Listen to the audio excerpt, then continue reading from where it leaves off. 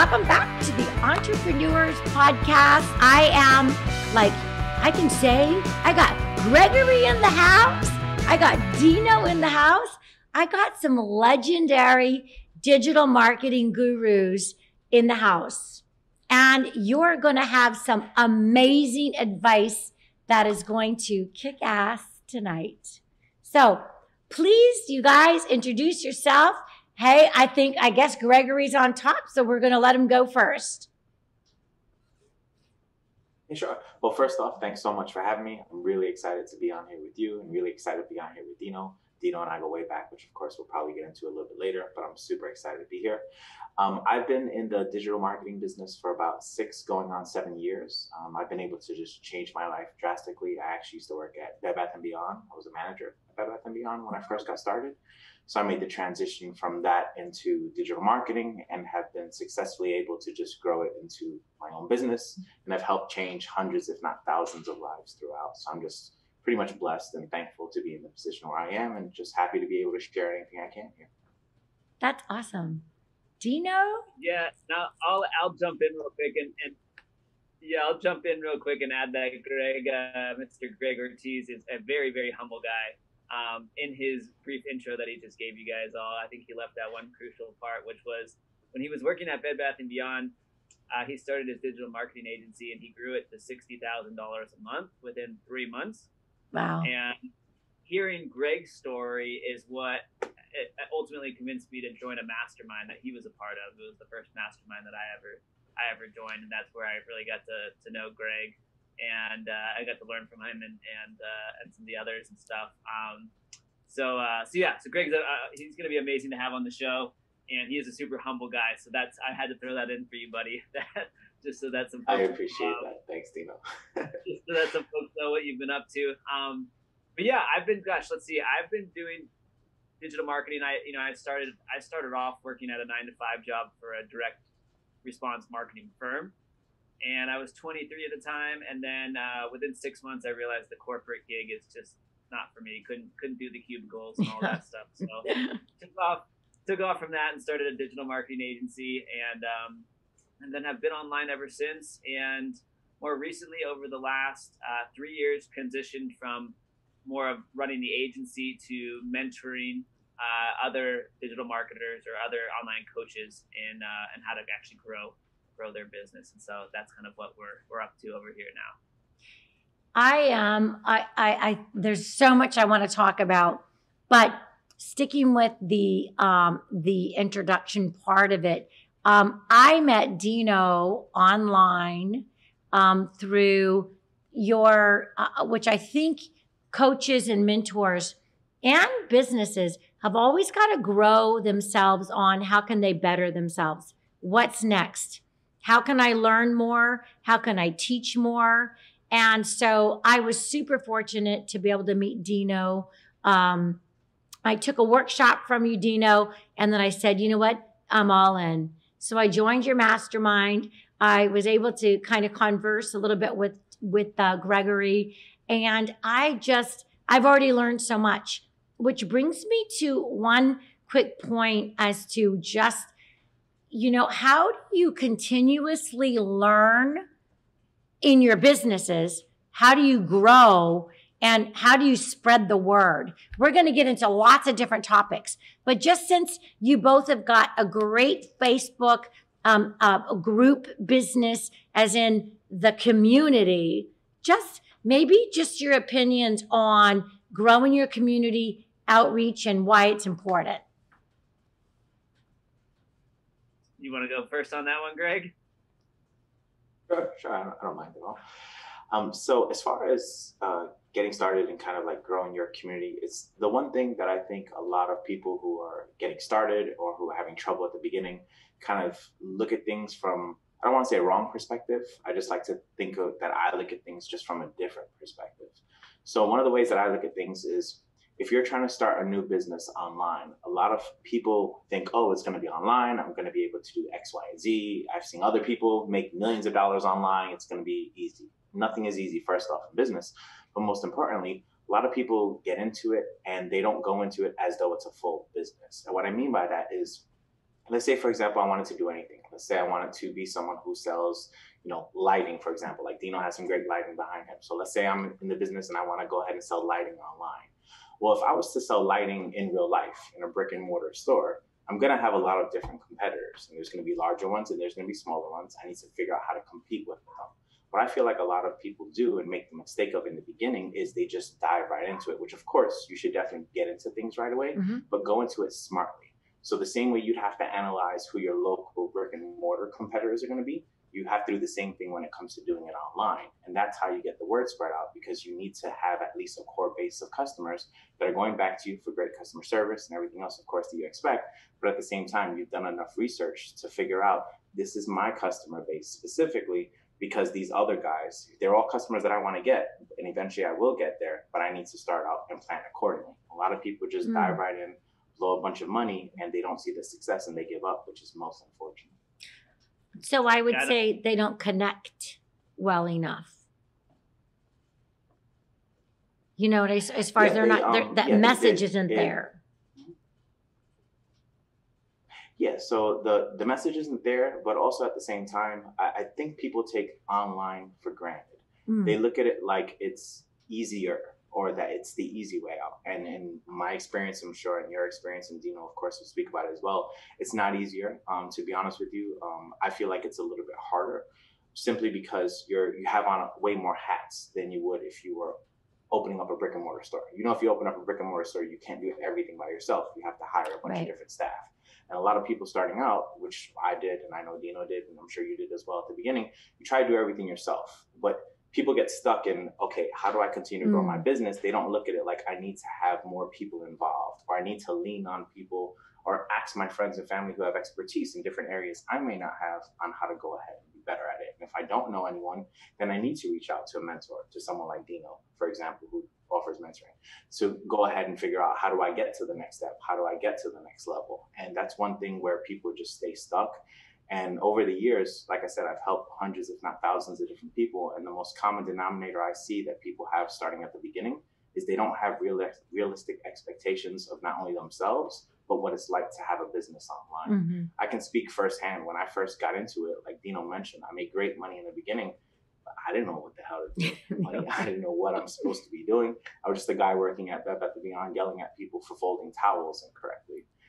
But it's one of those things where, by being in the mastermind that I was in, I was able to lean on other people, speak to them and say, hey, I'm struggling with this part of my business. What should I do next? And if people try to just think that they can do everything themselves, you can't. No matter how great you are, there's always better people out there. And as long as you keep building a core base of great group of friends and people to lean on, you're going to be successful. But you got to build a team.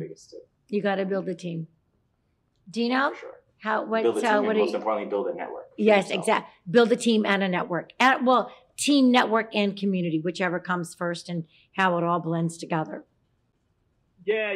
I'll add on to what Greg said there as well, which is when he was talking about, hey, have you done your research on your competitors? Do you understand what your competitive edge is, right? And that ties a lot into like your messaging. How are you unique, and how is the offer that you have unique from your competition? So one of the things that I think is super, super crucial to getting started with building your community and building a following and building an audience, those types of things, is what I call what's your relatability factor. And so in other words, how can people relate to you? Like and relatability is so huge in marketing.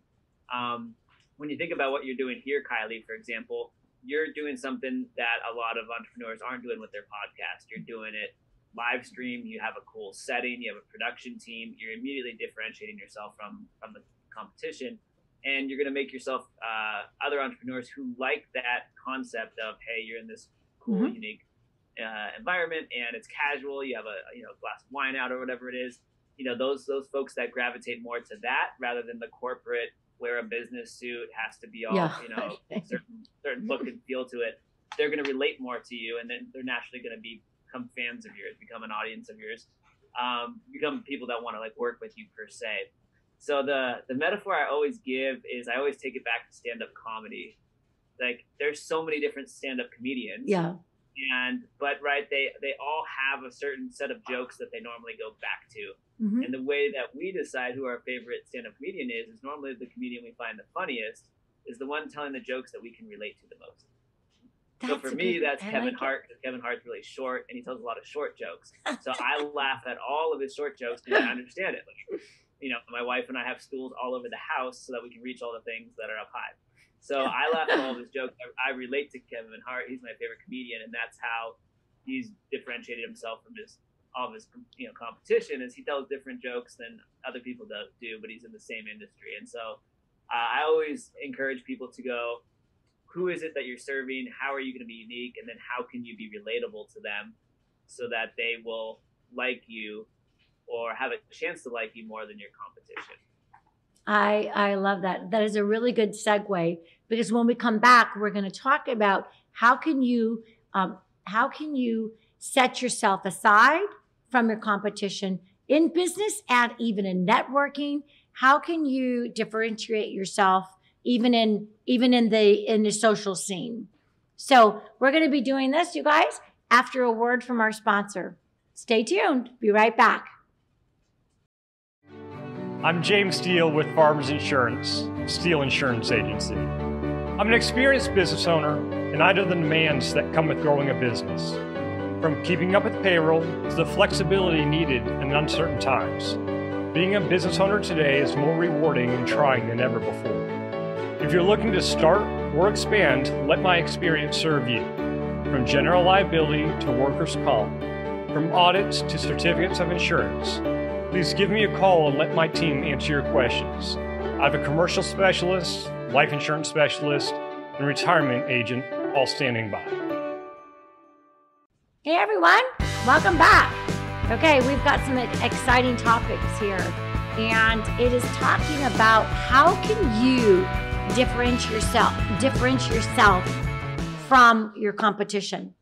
And that's in lots of different ways, whether it be in a social scene, a business scene. How can you be heard? And what in today's world is changing to make it so that we can all have our niches, but still be on the platforms and socially heard. So, Gregory, I want to talk about, because this is something that's a really important topic that I certainly don't know a lot about, but talking about where your reputation lies and how you can protect that. Just give us a little bit of your advice and your expertise in that field.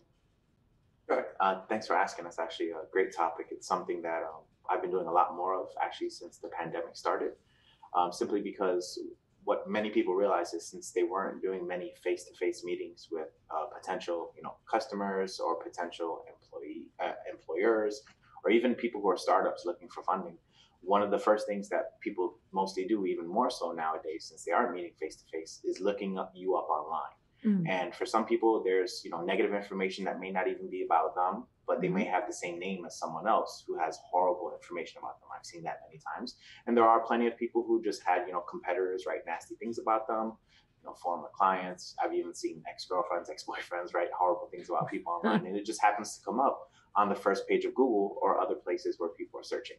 So I'm always a big proponent of just ensuring that you have the best reputation possible. It's kind of like the old school times where your word meant everything. It's even more so now, especially since if it's written online, most people think it for the most part to be true, and you kind of can't get rid of it, at least most people think.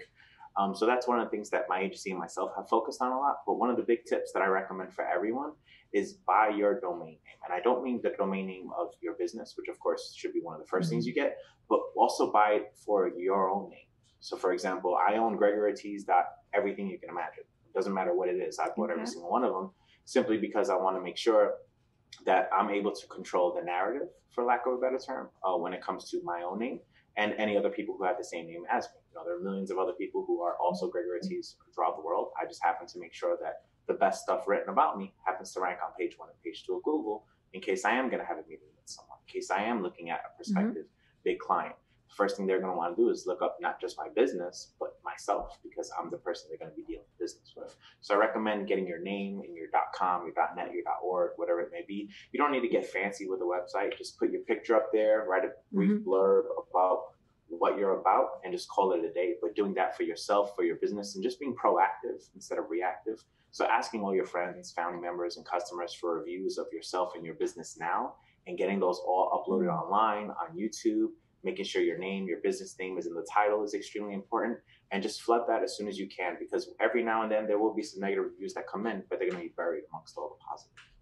That is really, really super proactive advice. That's awesome. I know we just had it before I go to Dino. I just want to ask you a little bit about, Google. We had talked a little bit about Google Ads and Google My Business just in your questionnaire. Do you have any feedback just on that quickly? As far as Google My Business and everything else goes, I mean, it kind of ties in, like I mentioned, reputation. So in Google My Business is usually where people who have interacted with your business can leave reviews. And as we all know, we don't want anyone. It's usually everyone leaves either a 5-star review or a 1-star review. Yeah, no right. one's really in the middle. So it's just, like I mentioned earlier, just trying to flood as many positive reviews as you can early on. Being proactive is just going to be, one of the biggest things that you should do, even in your Google My Business and everything else. That's awesome. Super, super advice, Gregory. Thank you so much. Dino, my friend, you're up. Like, how do you differentiate yourself? How do you stay within your niches? You've got a huge, group, coaching businesses, coaching mentors on how to do better. And there's got to be just so many different people out there. So how do you do it? Yeah, it's a great question. I think it's a really important question. How do you stand out in a crowded marketplace? It ties right back into that very first question you asked, right? How do you get going online? And there's really a lot of different ways you can differentiate yourself. Greg, first off, what Greg said there, I think everybody should really take to heart about what in particular, he said a really powerful statement, which was be proactive rather than reactive with grabbing all of your personal branding and making sure what shows up under your name is accurate. You wouldn't think there's many other Dino Gomez's out there in the world, but there are several, and one of them happens to be a famous photographer.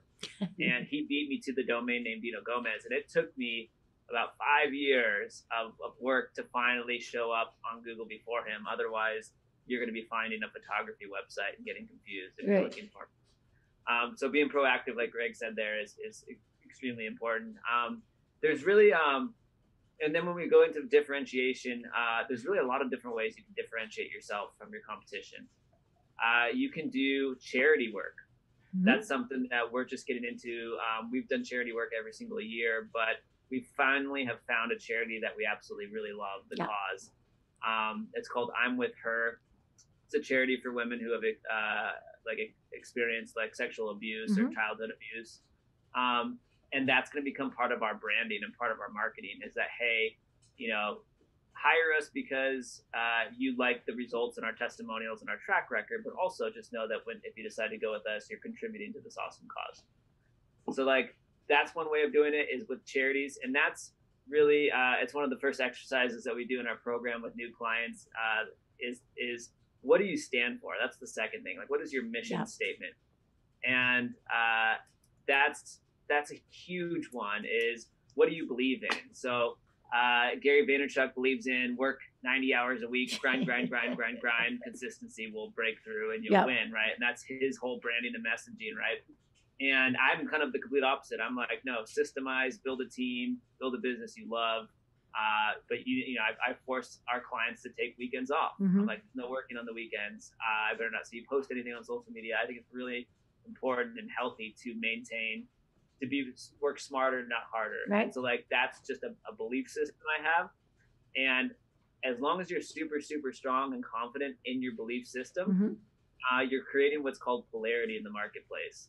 So what that essentially means is that you are going to push away clients who aren't the right fit, and then you are going to attract perfect fit clients to you. So if I'm out there online and I'm screaming and ranting, hey, you guys shouldn't be working weekends. This whole grind mentality is the wrong way to do it. You should Right. hire a team, systemize, outsource. These things, the people who grasp that, who believe in that as well, are the ones who are going to gravitate towards working with us, towards hiring us. The people that are more into, no, I want to just grind and work like Gary Vaynerchuk, they're going to say, nope, Dino's methodology is not for me. I'm going to go hire Gary Vaynerchuk or somebody else. Right. And so having a really firm stance in mission in terms of what you believe in is critical. That's a second way to differentiate yourself. A third way is by the services offered. So just like how Greg said, he offers reputation management. There's a lot of marketing companies who don't offer that. Simply by him having that product service is another way for him to be different from competitors. So product offering, and then a fourth one we'll say is like your strategy. So the way in which you actually get your clients results. People don't like to try things multiple times if it hasn't worked for them. Right. So if somebody tried Facebook ads before and they've lost a lot of money with Facebook advertising, they're more hesitant to try Facebook ads a second time. And so if you have a different strategy, you say, hey, I can flood your business with leads using Google ads, and here's why they're better than Facebook ads. Right. People are going to be like, okay, let me give Google ads a shot. And so you can do it also by your methodology of getting results for your customer and whichever niche you're in. And so those are just four that popped off the top of my head right there. It's one of those things that I liked your analogy as to, hey, I like to go eat lobster. I didn't like that lobster. Does that ever mean that I'm not ever going to eat lobster again? You know, or I like eating out, but I didn't like it at that restaurant. I'm going to try another restaurant. It doesn't mean, you know, that methodology perhaps didn't work in theory. I just need to find the right methodology. So I think that that's a very, very good point. Just on that note, we're going to be back from a word from our sponsors, and we're going to be talking about the methodology on how to actually get your word out. So if you're newbies and you're beginners and you don't think you've got what it takes to start, we're going to give you some newbie tips on how to connect with us.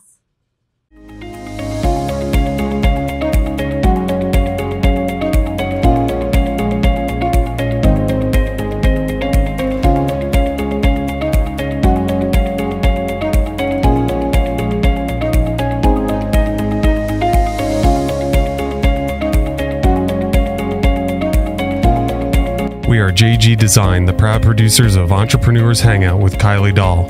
We are a company that specializes in video and audio production that will elevate your business and add value to your brand. Find us at jgdesignonline.com for more information.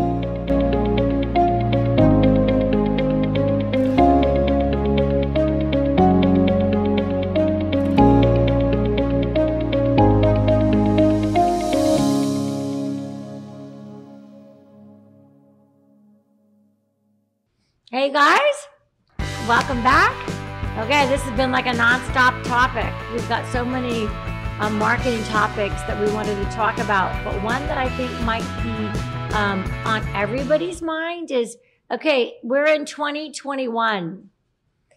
In regards to platforms and all of our options, you know, Dino, Gregory, give us some tips on what marketing platforms are here to stay and where might your niche gravitate towards, because certainly not every industry should be on every platform.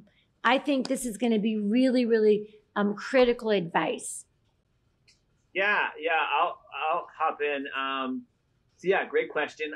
It's going to be interesting. I think you nailed it right on the head there, Kylie, that and what you kind of said in your last remark, which was there's so many different platforms out there, right? The question is, should we be on all of them? Should we just be on some of them? I definitely think it's more of a multi-channel marketing effort these days, where you want to be seen on several different platforms, not just one, and not have all your eggs in one basket. I've seen so many folks have their Instagram profile deleted, their Facebook group deleted, All these different things can just be taken away from you over time. So I do think it makes a lot of sense to primarily first build your email list. Emails always stood the test of time. We've seen social networks come and go, but email remains a constant. And if you should get one of your platforms or followings wiped out somewhere, if you still have your email list, you can quickly build your following back to a degree. So in terms of you protecting yourself, that's kind of a strategy. And then in terms of what platforms you should be on, I kind of like you said, Kylie, I think it's going to be niche specific. Really kind of do some research, like Greg was saying earlier on, figure out where your customers are hanging out the most, choose 2 or 3 of those platforms and really focus your marketing efforts on those platforms. And with that said, what I do think is going to happen that will be a big technology change will be virtual reality at some point. I imagine that we'll all be, instead of hanging out on our computers and Facebook groups, or I imagine in some fashion, right, we're all going to have a headset on and we'll be seeing each other digitally. We'll be doing these interviews like this digitally. And like digitally in a pub? Yeah, we might, Greg and I zap over to you and are actually, hanging out with you in that pub for a moment. So cool. Virtual reality experience. I think that's coming faster than people. I can't wait, Dino. I can't wait. It's gonna be fun. It's really gonna change it's gonna be good and bad because already so many people use social media too much and are almost addicted to it. But when used in a healthy manner, it's going to be pretty awesome. So I think that will be something to look forward to in the future here. That'll be really cool. Okay, so Gregory, give us your take on that. Yeah, sure. So going back to exactly what Dino mentioned, I look at it like diversifying, right? So one of the big things we all want to do in business and in our personal lives, and even especially people starting out in business, is you care about mainly one thing, picture of the money right behind me, right? We want to diversify our money. Well, you should also diversify your brand as well. Just like Dino said, don't put everything all into one basket. Diversify it and watch it grow, just like you would with your money. Also play to your strengths. So for example, I know Clubhouse is very popular. I know we're on Clubhouse. I personally love Clubhouse. But I do have friends who won't even bother with it simply because they don't enjoy speaking much. They're not really there to listen to podcasts. Podcasts aren't something for them specifically. They're very, very few, but there are some, for lack of a better term, dinosaurs, as I like to say. There are some people who are set in their ways and don't want to go into something new. That's fine. If that's not your target market, then it's not.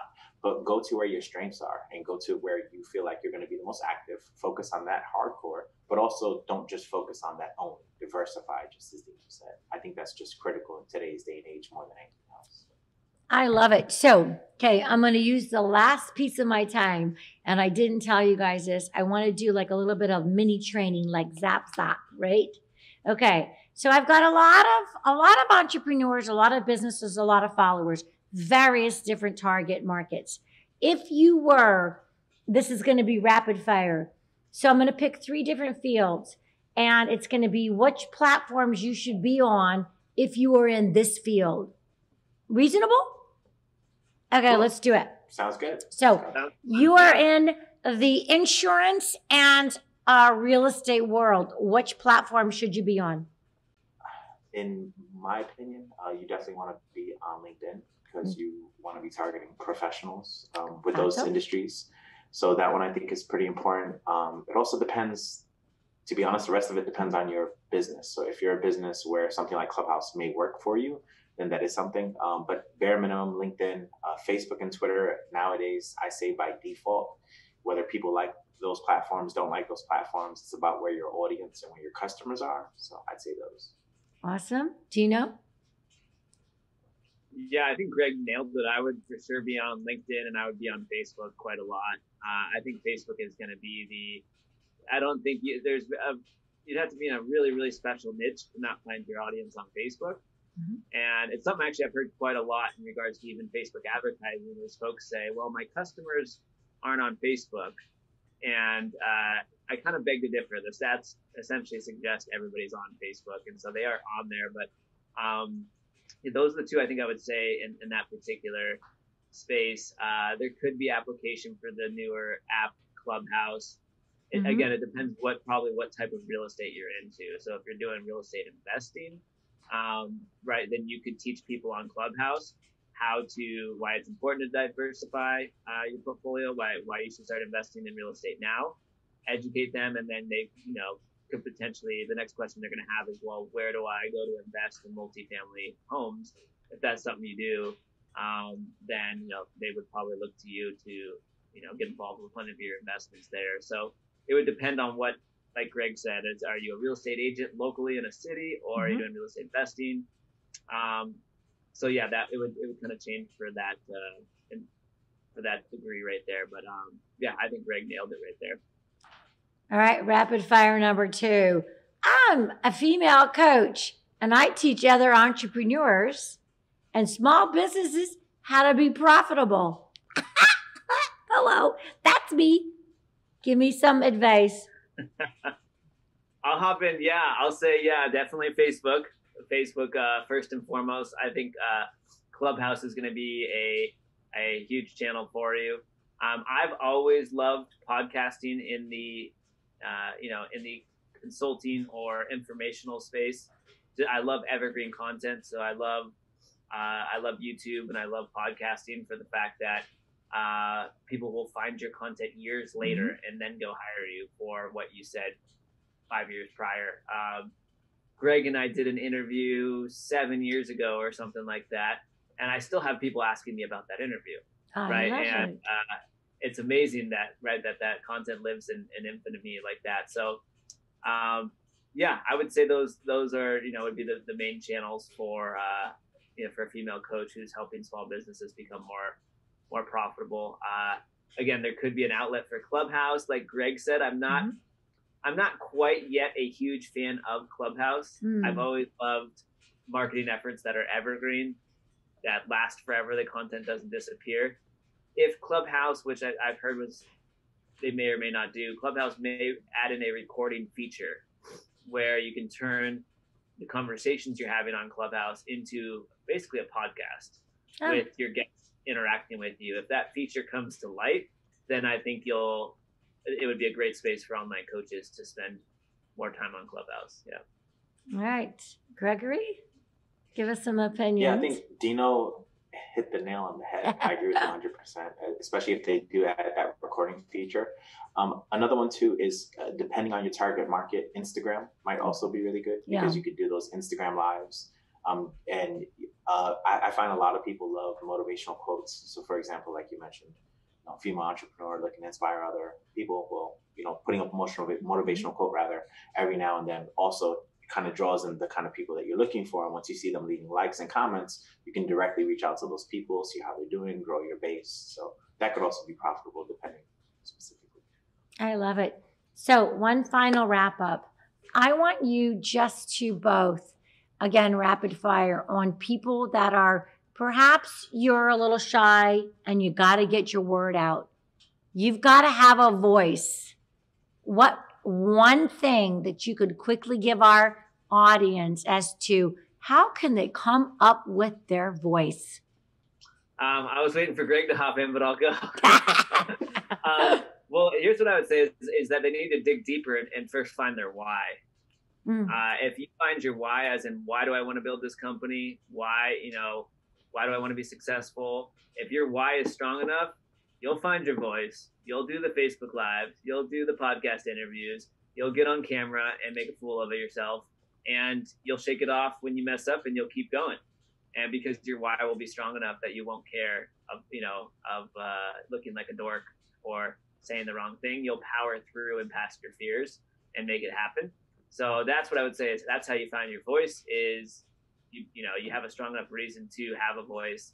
And then it's just, then if you just spend a moment and look around at online and all the different successful entrepreneurs, you realize the most successful ones normally were just themselves and aren't putting on a front. And, and so there's so many different examples of that now where people are working in sweatshirts and, the clothes that they prefer, the whole suit and tie facade is kind of slowing down. People are really just being authentically themselves. So that's kind of what I think I'd say to that one there, but I'll let Greg chime in. Yeah, I started to laugh, Dino, as soon as you said why, because that's exactly what I was going to speak about. Because it's so true. One of the greatest quotes that I ever heard was from a good buddy of myself and Dino. His name also is Greg Morrison. In one of the webinars I was on with him, he had mentioned, "Remember why you started." And he said that that was a quote that was up, I believe, in the CrossFit that he was attending. And when I heard that, it just clicked for me personally in my mind, where it was like, okay, the reason why I started was my son. So why wouldn't I just continue to want to push forward? And every single time I had a roadblock, anytime I faced difficulties in business at all, I always think back to that and say, remember why you started. Even after you're successful, there's going to be plenty of times where you just want to relax and just be lazy and do nothing. You just want to play video games. You want to go on vacations. You just want to not work, right? And whenever I get to that point personally, I always say to myself, remember why you started, because your why has to be important enough to spark a fire in you to continue. If you don't have that why in the first place, I mean, it sounds unfortunate to say, but there are some people who just haven't discovered their why to be successful in business. Does that mean you stop trying? Of course not. Me getting into digital marketing, is it the first kind of business I ever wanted to do? Of course not. I failed many, many times starting other businesses before it. But you just got to keep pushing forward, and you need to remember why you started. And to me, that was the most important takeaway. And I love the fact that Dino even mentioned it without us even speaking about it, because it's good to see that that's also the way other like-minded entrepreneurs think as well. It's why you started. It's incredibly important. This is an amazing wrap up. And the wrap up also starts with what I say is with the why. The why should be like when you started dating, that dating feeling of like, oh my God, I could eat, sleep, and breathe this person. I just want to know all about them. I'm thinking, I will do whatever, right? And that needs to be your business. That needs to be your business, because you need to eat, sleep, and breathe your business. Not that it's 24/7, but you need to be so passionate about it that it feels like that first date. So I like that metaphor, Kylie. That's a good one right there. Well, let's high five, you guys. Thank you so much, Dino, Gregory. This has been a blast. I am really, really honored to have such really digital marketing experts, gurus in the house. And I love it. So let's all go out and do amazing things in this world. Thanks, you guys. Bye. Absolutely. Thank you so much for having us, Kylie. Thank you. Thank you.